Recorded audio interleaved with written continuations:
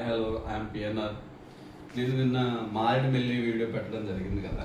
ఆ మారేడుమిల్లి వీడియోలో నేను ఆఫ్టర్నూన్ లంచ్ తింటున్నప్పుడు కూడా మీకు వీడియో చేయడం జరిగింది. ఇప్పుడు ఉదాహరణకి ఫర్ ఎగ్జాంపుల్ ఒక కోటేశ్వరుడు, ఒక బిలియన్ లేదా మిలియనర్ ఉన్నాడు. వాడు ఎంత సంపాదిస్తున్నా కూడా వాడు ఏం చేస్తాడు, కదని అమితంగా ఇష్టానుసారంగా తినడు. ఆ తినడం వల్ల ఏమవుతుంది అంటే వాడి శరీర ఎదుగుదల అనేది అలాగా పెంచుకుంటూ పోతుంది.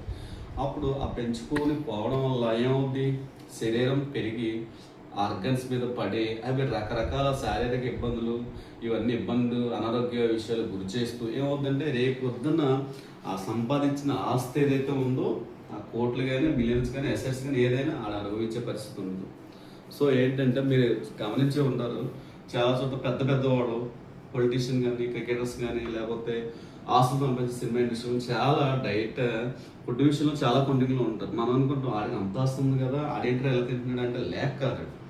ఎక్కువ కాలం జీవించాలి కాబట్టి, లైఫ్ టైం ఎక్కువ కావాలి కాబట్టి వాడు ఏం చేస్తున్నాడంటే సత్తే ఎంతే తినాలి, ఇలాగే తినాలి అని వాడికి మైండ్లో ఒక స్ట్రాంగ్గా ఒక ఫీలింగ్ పెట్టుకుంటాడు. కాబట్టి కళ్ళ ముందు ఎంత తినాలని ఫీలింగ్ వస్తున్నా కూడా వద్దు, మనం లైఫ్ టైం ఎక్కువ కావాలి, ఎక్కువ కాలం జీవించాలి కాబట్టి మనం ఇంతే తింటే సరిపోద్ది అని చెప్పి మైండ్లో స్ట్రాంగ్గా ఫీల్ అవుతాడు. కాబట్టి వాడు చాలా చక్కగా ఆ డైట్ అనేది మెయింటైన్ చేయగలుగుతాడు.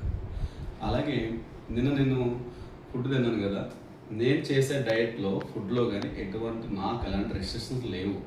ఇది తినాలి, ఇది తినకూడదు, ఇది తింటే మంచిది, ఇది తింటే ఏం లేదు. పూర్వం ఏం చేసేవారండి, ఇప్పుడు అంటే ప్రోటీన్ ఫుడ్ అని స్పెషల్గా మా తాగుతూ తింటూ రకరకాలు చేస్తూ పూర్వం ఏముండేది, ఇవన్నీ ఉండే పూర్వం ఇలాంటివి ఏమీ లేవు. ఇప్పుడు మనం తినే ఫుడ్ ఏదైతే ఉందో దాంట్లోనే ఆ ప్రోటీన్స్ లేదా అవి ఉన్నాయా లేవో అని చూసుకుని ఆ ఫుడ్ తింటే సరిపోద్ది. ఓకేనా?